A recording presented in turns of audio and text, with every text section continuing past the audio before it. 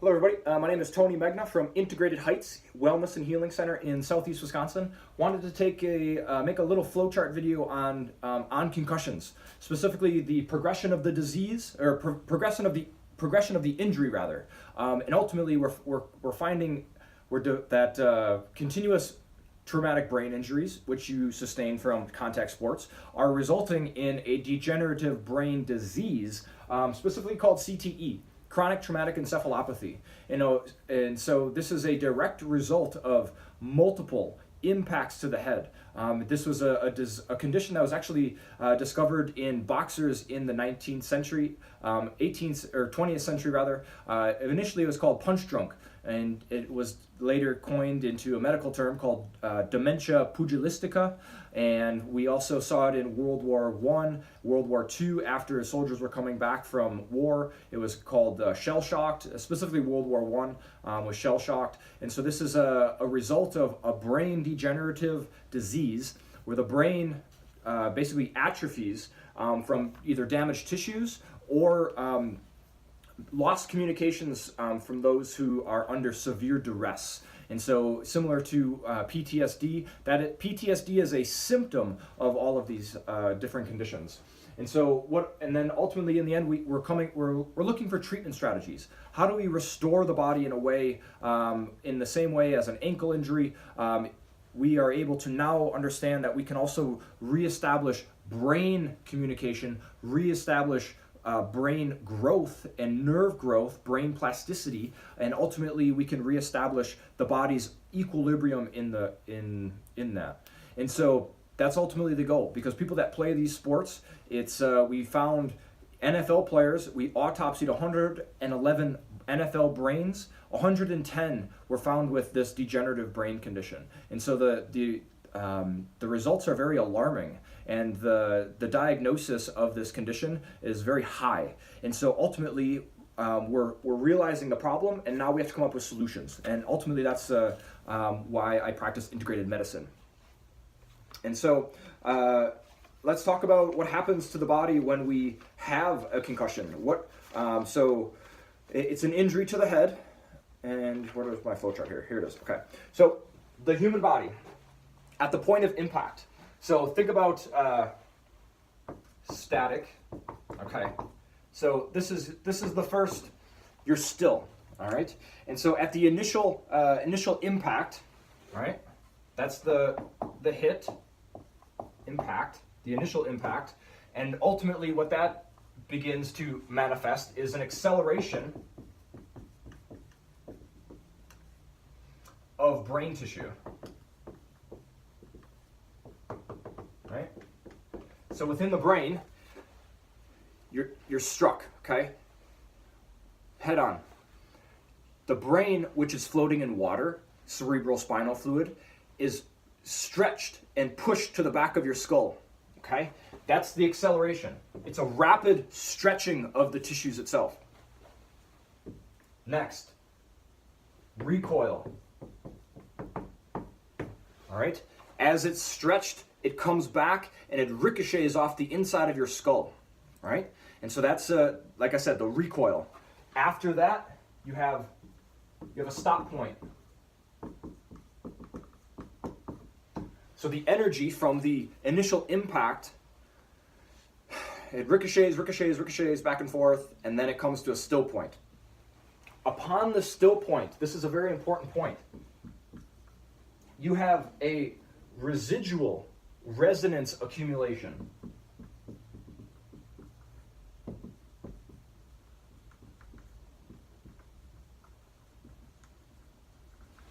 Residual resonance accumulation, in the sense, so that the concept of you got your bell rung, yes. After an impact, your body begins to shake, okay? You're vibrating. It's a vibration, yes.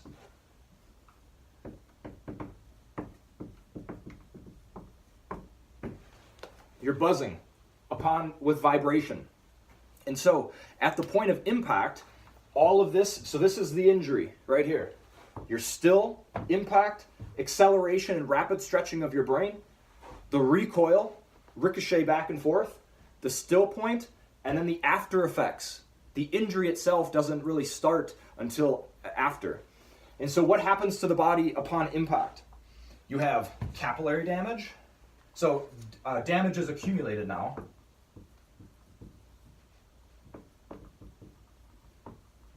Because you don't just have a single, you don't just play one play in football. These athletes, the problem is that they're getting hit in the head hundreds and hundreds of times. And so they're durable. They train year-round, heavy weightlifting, Olympic lifting, sprinting, hill charges, things like this. They're high-performance athletes, so they can endure this. But either way, the brain, which is very delicate and soft, mushy tissue floating in water, is accumulating trauma, damages. And so you have capillary damages, swelling. The brain, just like any other injury site, will swell. Edema, fluid accumulation. Upon any injury, the body brings fluid to the area to help splint the area. And so that's your body protecting itself. And so you'll also have increased blood flow. And so that is your body's bringing white blood cells to the area, phagocytes to help with cleaning out of dead tissues, lymphocytes. Lymph helps to clear out the injury sites. And so your body's bringing support to the injury site. So that's the first thing to understand is, like I said, the residual resonance accumulation, your body it triggers all of these things. Your central nervous system is stimulated. And so these injuries, understand that there's many different levels to the body. And so this is an important point too. So you have your skin. Beneath that, you have connective tissue, your fascia. You have muscle, which is also your capillaries within that layer. You have your skull. Beneath your skull, you have a connective layer, your dura. Okay, that's the surrounding of your brain within your skull. And then you have the brain. You have the cellular level. And then ultimately, at the very smallest unit of your existence is a vibration. So the outside of your body, all the way in, okay, is to the energetic level. Damage, when you have impact to the body, occurs at all of these levels, and that's really important to note. And so onward we go. So what happens? So you think you have a concussion. Well, a severe concussion. So the immediate concern with head trauma is hemorrhage. So you want to make sure that you don't bleed out, which happens, and people die annually playing football because of a brain bleed. So if you suspect a brain bleed, of course, you have to go get an MRI or a CT scan to make sure that there's no severe bleeding, okay? Regardless if you do not have severe hemorrhage, you'll have capillary damage, which is microbleeding. CTE does not show up on a MRI or a CT scan. That's because the depth of the damages are so small at the cellular level that they're not seen on an MRI or imaging. So that's why right now we're only able to definitively diagnose CTE upon death, because we autopsy, we take the brain out of the body and we slice it and we measure it under a microscope, and we can see the small protein accumulations which occur within the brain tissues. And that's ultimately what CTE is. It's an accumulation of tau proteins, which are the structural support of your nerve endings. And so, again, with impact to the body, that rapid stretching and acceleration of nerve endings, and then it coming back together, this rapid stretching releases what's called tau proteins. And this is in your microtubules in your cells, which gives structure to the cell itself. And this stretching, the stretch occurs beyond what it's able to be stretched. and that's where the nerve tissue damages occur. And so as it comes back together, the nerve can reestablish coming back together, but because of the stretch, there's this release of the proteins. And if you do this time and time again, this rapid stretching, ultimately it loses its structural integrity and its nerve damage, and that's ultimately what happens at the cellular level. And that's ultimately, like I said, CTE cannot be picked up on a MRI or CT scan. You need a brain autopsy. But later we're going to discuss symptom manifestation from head trauma. Things happen to an individual when you have brain trauma, and so you can predict these symptoms. And so let's talk about on the outside. So you have all these, right? The number one thing, initial symptoms of a concussion: pain, confusion, nausea, dizzy,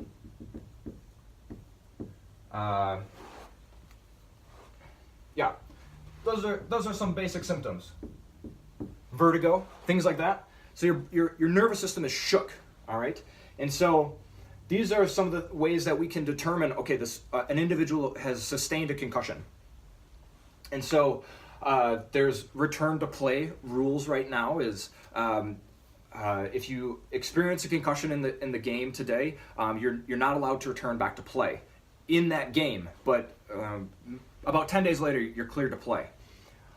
And so if you suspect that an individual has a concussion, often you'll get what's called an impact test. And so at the beginning of a season, you're given a baseline cognition test to measure, can you concentrate, can you recite basic, can you remember things? And so they have a baseline, and then they'll take an individual to go take this 20-question test. If you fall below baseline, that's a way that they diagnose concussion. But also realize that a concussion is difficult to diagnose because you can't see what's happening in the brain. And so again, that's why they use this impact test to help determine whether there's damages. But that's why there's emergency concerns as well with a traumatic brain injury, with a concussion, things like that. And so that's important to note as well. And so let's talk about the pain. Types of pain. So you just had blunt force impact. And so in Chinese medicine, we call this B, or trauma. Trauma B. Okay? So that's pain. So it's blunt force impact. So there's different types of pain. So remember when I was talking about these capillary damages? So as blood is being brought to an area, because of the capillary damage, blood cannot be brought to the entire injury site because the pathways of the veins and the capillaries have been damaged. All right? So you'll often have a dull pain, which is this, number one, or you can have a sharp pain. This is the progression. Dull pain, stagnation.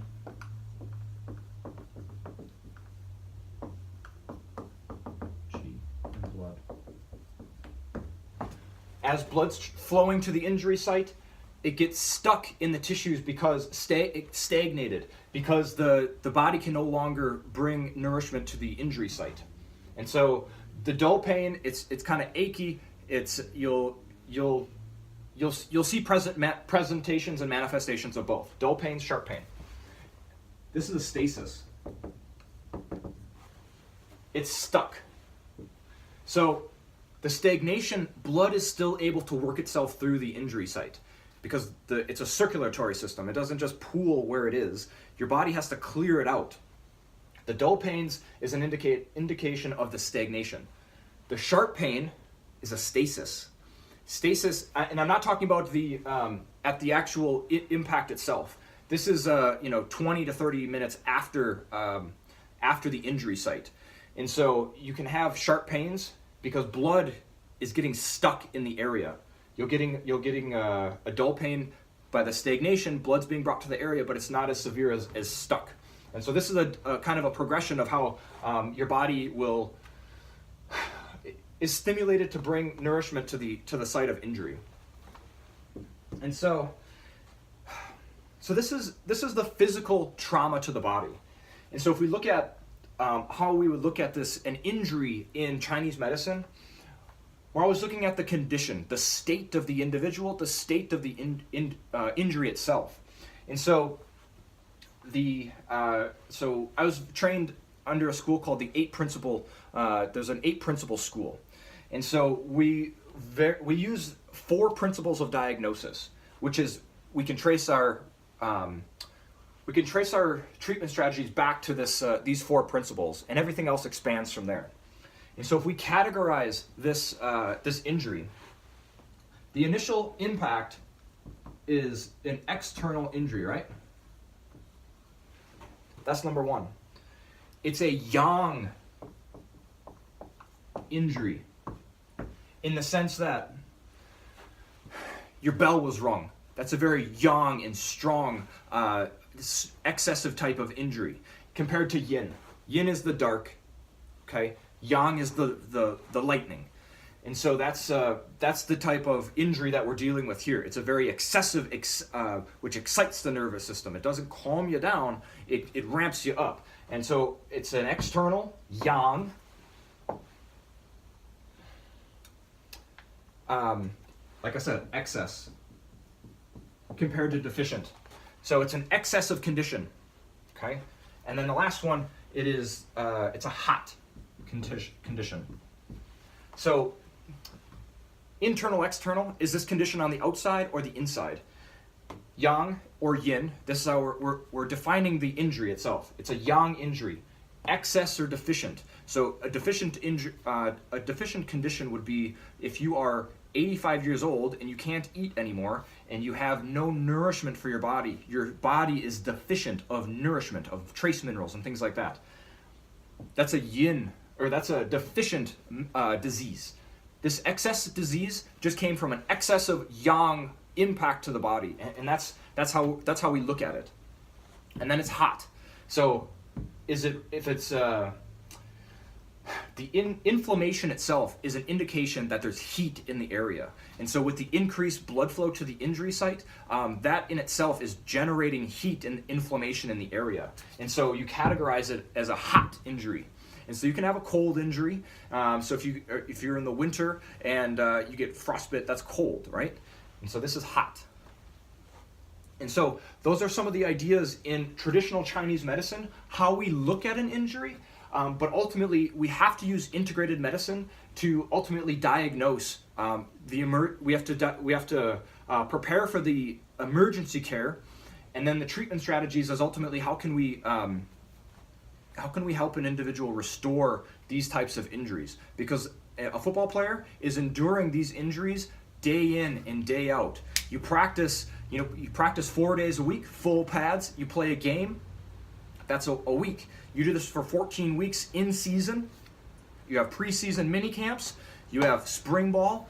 All of these things annually. You're getting hit. You're getting trauma to the body, and that's ultimately actually why athletes today train and use weightlifting, because it helps to protect the body from injury. And so, in the same way, the accumulation of injuries is ultimately where the progressive degenerative disease sets in, is because your body cannot keep up with the onslaught of continuous trauma and impact to the body. And so ultimately, that is where traditional Chinese medicine can help assist the healing process of an individual. Largely in Western medicine, they use pharmaceutical intervention and surgical intervention. And so with the diagnosis of a concussion, pain and dizziness and nausea, Western medicine will give you a medication to stop the pain. The pain is happening because the body is damaged, and the pain you're feeling is the nerve cells being in a state of excess, okay, telling the brain that there's something happening to the body. And the pain in Western pharmaceutical intervention a medication will be given to mask the pain. But the trauma remains. This is so important in the treatment of a concussion. You cannot, or any disease rather, you cannot just mask it if there's still trauma to the body. pharmaceutical intervention does not restore an injury site. That is where traditional Chinese medicine and these medical theories of body restoration come in. Injury recovery. That's ultimately where we have to use integrated methods to address this problem. The pain, the confusion, the dizziness is a result of your nervous system being shook. You're vibrating, right? Remember? Residual resonance accumulation after an injury site. You're hit, you have a chain reaction of things that happen after any injury, including like a car accident. But these football players are enduring 50 car accidents a day, 100, depending on what position you play. And so that's ultimately, these are some of the physical traumas that happen in this problem. And so the next video, we're going to talk a little bit about, again, further progression of CTE, chronic traumatic encephalopathy. Thank you for listening. This is part 1. We'll make another video here. I'm going to clear the board, and we'll expand upon these concepts and take it to the next progression. So thank you for listening. Stay tuned.